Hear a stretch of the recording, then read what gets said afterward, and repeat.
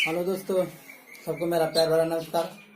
जैसा कि आप लोग देख चुके हैं कि मेरा जो सिंपल इंटरेस्ट का पहला वीडियो था उसमें से कुछ भाग कट गया था, इसलिए मैं जल्द से जल्द आप लोगों के सामने हाजिर हो चुका हूं, ताकि वो जो वीडियो कट चुका था उसे हम जल्दी से पूरा करें। तो आइए पिछला सवाल जो कटा हुआ था उसको हम देखते हैं कि वो सवाल क्या था। सवाल था कोई धन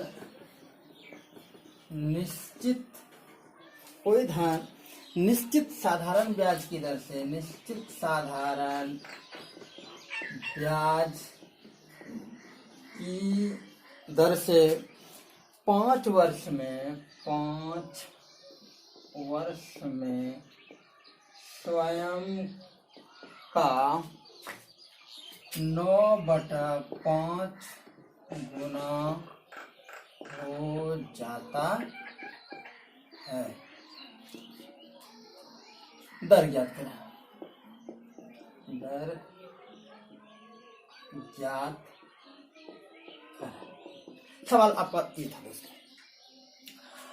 तो देखते हैं ये सवाल किस तरह से और कितनी आसानी से हल होता है। दोस्तों, हमने आपको बतलाया था कि हम जो बात करेंगे, हम किसी फॉर्मूले की बात नहीं करेंगे, हम बात करेंगे सिर्फ और सिर्फ कॉन्सेप्ट की। तो आप कॉन्सेप्ट पे फोकस कीजिए और मेरा कॉन्सेप्ट देखिए।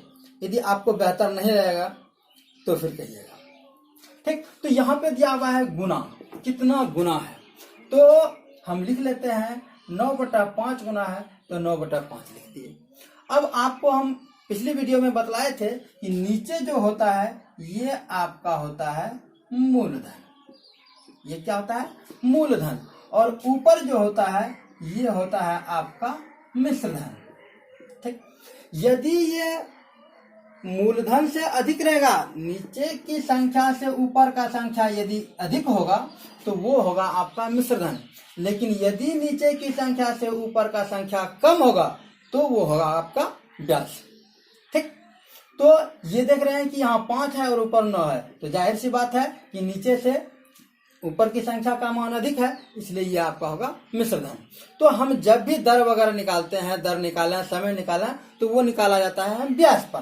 तो हम इसका पहले ब्याज ज्ञात कर लेते हैं। तो इसका ब्याज कितना हो जाएगा? इसका ब्याज बराबर हम लोग जानते हैं कि मिश्रधन घटाओ मूलधन होता है। तो मिश्रधन घटाओ मूलधन होता है, तो आपका मिश्रधन कितना है? आपका मिश्रधन है 9 और मूलधन है आपका 5, तो जाहिर सी बात है आपका ब्याज आ गया 4, ठीक। अब हम बात करते हैं कि कैसे निकालेंगे। तो दर हमको ज्ञात करना है, तो जो ब्याज निकला है या ब्याज आया है उसको पहले लिख लेते हैं। क्योंकि ये ब्याज किस पर आता है? ब्याज जब भी आता है दोस्तों तो ब्याज आता है मूलधन पे, और मूलधन आपका कितना है? 5। तो ब्याज और जिस पर आता है ब्याज, तो मूलधन पे आता है, तो मूलधन कितना है? 5। आप इसको 5 लिख लीजिए।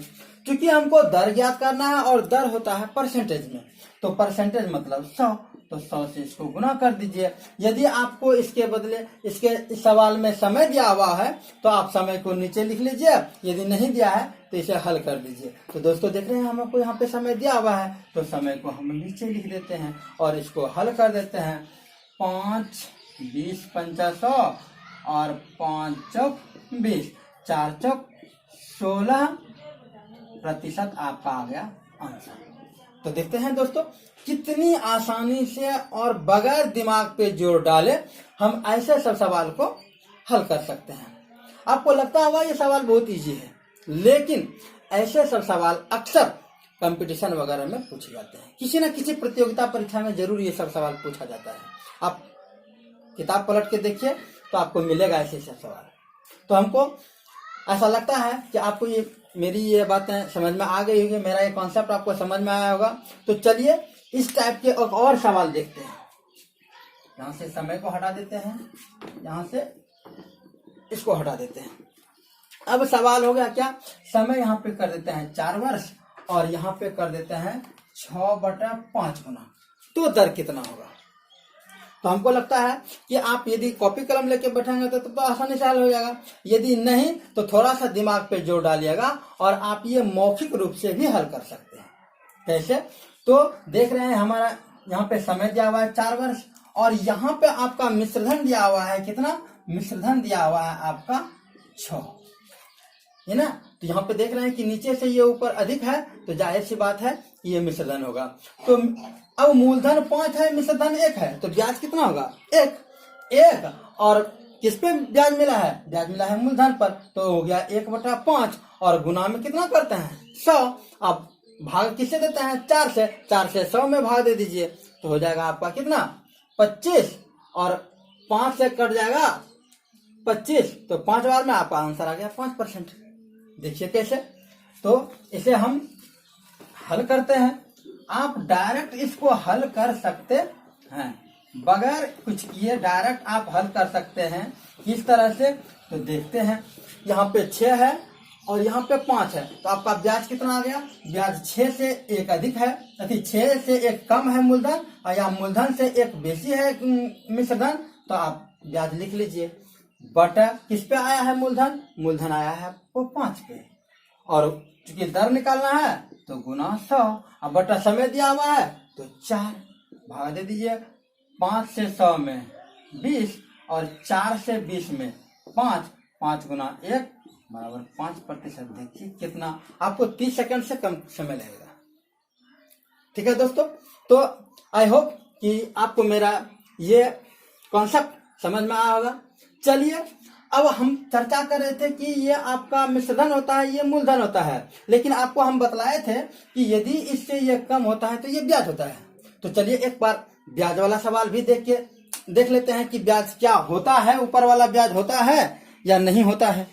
ठीक, तो हम देखते हैं कि ब्याज वाला सवाल कैसा होता है। ठीक, तो यहाँ पे हम इसको क्या करते हैं, हम यहाँ पे इसको चेंज कर देते हैं, समय कर देते हैं यहाँ पे 4 वर्ष के बदले, यहाँ समय को 4 वर्ष के बदले कर देते हैं 5 वर्ष, और यहाँ पे जो गुना है इसको हम कर देते हैं 2/5 गुना। ठीक, 2/5 गुना।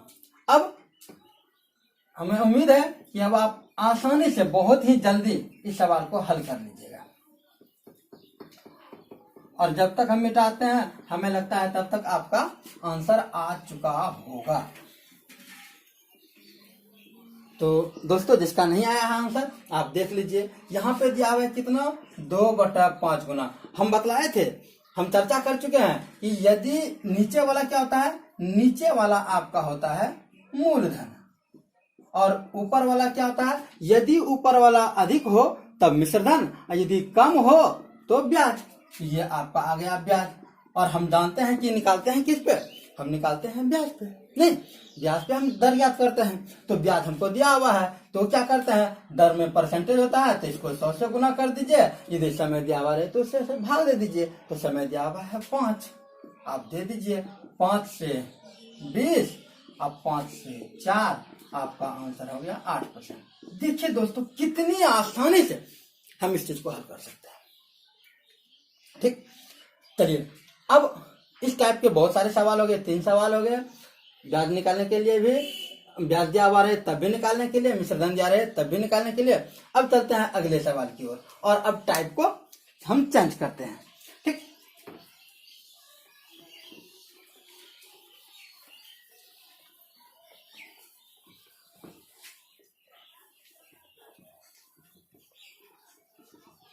दोस्तों एक बार सिर्फ और सिर्फ इस कॉन्सेप्ट को समझने का प्रयास कीजिए। हमें ऐसा लगता है कि आपको एग्जाम के दौरान कभी दिमाग पे ज्यादा जोर डालने की जरूरत नहीं होगी और आप आसानी से ऐसे सब सवाल को हल कर लीजिएगा। तो चलिए अगला सवाल देखते हैं, 1 2 3, ये चौथा सवाल होगा आपका। सवाल कहता है कि, चौथा सवाल कहता है कि एक राशि, इस टाइप का भी सवाल बहुत बार एग्जाम में आया हुआ है। एक राशि पर साधारण ब्याज, एक राशि पर साधारण ब्याज मूलधन का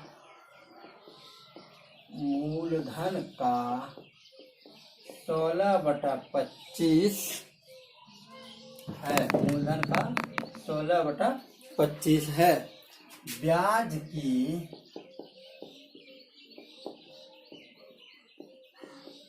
वार्षिक दर वर्षों की संख्या के बराबर है। तो ब्याज की दर ज्ञात करें। दोस्तों सवाल बहुत ही अच्छा है और जो कॉन्सेप्ट हमने पीछे चर्चा किया है उसी कॉन्सेप्ट पे आधारित ये सवाल है, लेकिन थोड़ा सा चेंज है, थोड़ा सा परिवर्तन है। परिवर्तन क्या है कि यहाँ पे दर और वर्ष दोनों ही क्या कहता है, संख्यात्मक रूप से बराबर है। दोनों का संख्या क्या है, बराबर, यानी जितना परसेंटेज दर होगा उतना ही वर्ष समय होगा। इस टाइप का सवाल थोड़ा सा उलझाता है, लेकिन यदि आपको मेरा कॉन्सेप्ट समझ में आ गया होगा तो कहीं कोई उलझाने की जरूरत नहीं है और आप आसानी से इसको हल कर सकते हैं। देखते हैं कैसे। तो चूंकि हम पहले पढ़ चुके हैं कि पिछले वीडियो में भी और हम चर्चा कर चुके हैं कि दर गुना समय बराबर होता है आपका ब्याज। ठीक दोस्तों, अब यहाँ पे हम देख रहे हैं कि हमको दिया हुआ है कितना, 16/25 दिया हुआ है। हम चर्चा कर चुके हैं कि नीचे जो होता है वो आपका होता है मूलधन और ऊपर ये होता है वो होता है ब्याज। लेकिन कब, जब नीचे से ये ऊपर कम रहेगा तब होगा ब्याज, यदि नीचे से ऊपर अधिक होगा तो वो आपका होगा मिश्रधन। तो यहाँ पे देख रहे हैं, यहाँ 25 है, यहाँ पे 16 है, तो जाहिर है ये ब्याज होगा। ठीक, अब हमको ब्याज मालूम हो चुका है।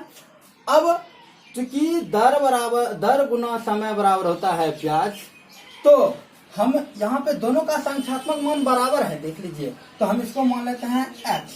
माना कि जो हमको निकालना है दर है, तो माना कि दर बराबर x।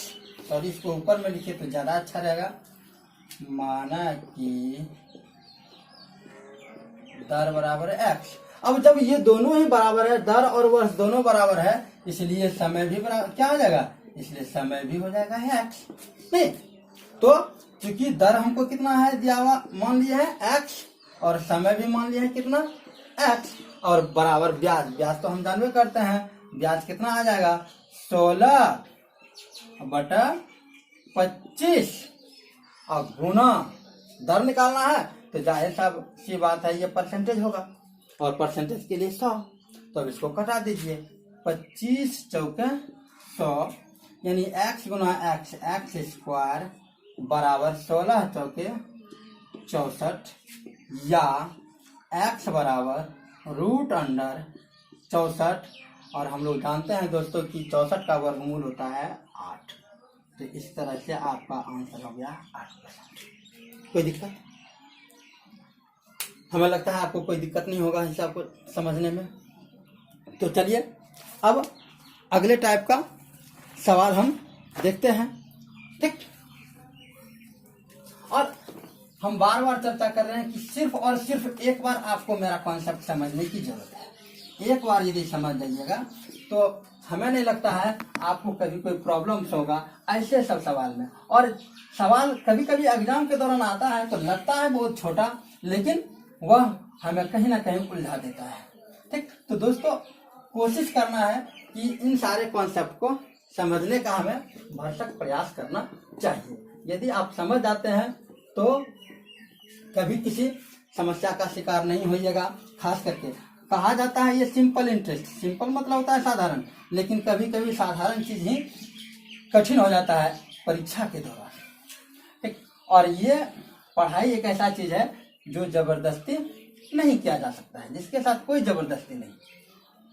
ठीक, तो आइए अगला टाइप देखते हैं, सवाल नंबर 5।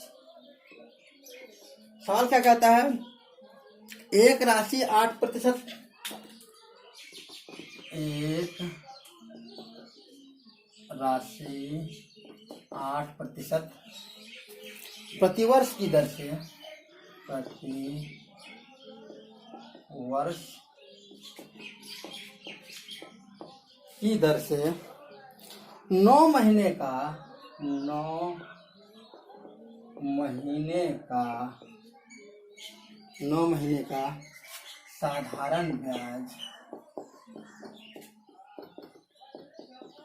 साधारण ब्याज 270 रुपया है। 270 रुपया है। धनराशि ज्ञात। ऐसे सब सवाल भी हमको कभी कभी क्या होता है, उलझा देता है। ठीक, तो यहाँ पे हम थोड़ा सा ध्यान देंगे कि हमें निकालने के लिए कह रहा है मूलधन, और हमको दिया हुआ नहीं है। क्या नहीं दिया हुआ है? दिया हुआ नहीं है मूलधन, दिया हुआ है यहाँ पे ब्याज। तो मेरा कॉन्सेप्ट पिछले वीडियो में हमने जिस कॉन्सेप्ट के बारे में चर्चा किया था, उसी कॉन्सेप्ट पे ये भी होगा। ठीक, तो चलिए देखते हैं यह किस तरह से हल होता है। तो चूंकि सबसे पहले चर्चा करेंगे हम यहाँ पे समय पे, तो समय आपका दिया हुआ है 9 महीना। समय कितना दिया हुआ है? 9 महीना, या इसको माह भी बोल सकते हैं। तो चूंकि जब भी सिंपल इंटरेस्ट की बात हो या क्या कहते हैं कंपाउंड इंटरेस्ट की बात हो, तो जब भी ब्याज आता है तो वो आता है आपके वर्ष पे। तो सबसे पहले हमें क्या करना होगा, इसको वर्ष में कन्वर्ट करना होगा, वर्ष में बदलना होगा। तो इसको वर्ष में बदलने के लिए क्या करते हैं, इसमें हम 12 से भाग देंगे। ये अब माह से बदल के हो जाएगा क्या आपका, ये आ जाएगा आपका वर्ष।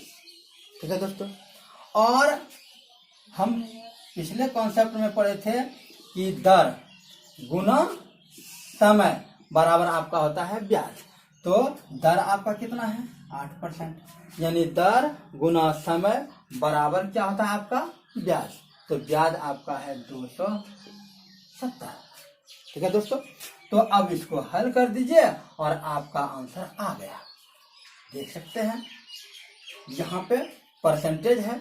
ठीक, यहाँ पे अब परसेंट, पहले इसको कटा दीजिए। कितना से कटेगा दोस्तों? तो ये कटेगा आपका, ये आपका कट जाएगा 4 तिया 12 और 3 तिया 9। अब यहां से ये कट जाएगा, तो 4 दूनी 8, तो 2 तिया 6%। 6% का वैल्यू आपका कितना है? 6% का वैल्यू है आपका 270 रुपया। और चूंकि हमको धनराशि ज्ञात करना कर रहा है या धनराशि निकालना है, मूलधन निकालना है, तो मूलधन कितना होता है हम पिछले वीडियो में भी पढ़ चुके हैं कि मूलधन हमारा हर हमेशा होता है 100%। तो 100% बराबर कितना? अब हम परसेंटेज से परसेंटेज कट जाएगा, हम पहले भी पढ़ चुके हैं। ये ऐसे भी कटता है और ऐसे भी कटता है। तो 6 से इसको कटा दीजिए, तो 6 चौके 24, 3 30, 6 पंचे 30 वाट गुना इतना, या यहाँ पे आप यदि एक्स दे देते हैं तो और बेहतर। यहाँ पे नहीं कुछ बचा तो 1 गुना एक्स, एक्स बराबर 45 गुना 145। ये आपका आ गया आंसर। तो आई होप हमें ऐसा लगता है कि आपको मेरा ये कॉन्सेप्ट अच्छी तरह से समझ में आया होगा। ठीक, तो हम नेक्स्ट वीडियो जल्दी ही डालने का प्रयास करेंगे। तब तक के लिए goodbye, thank you very much.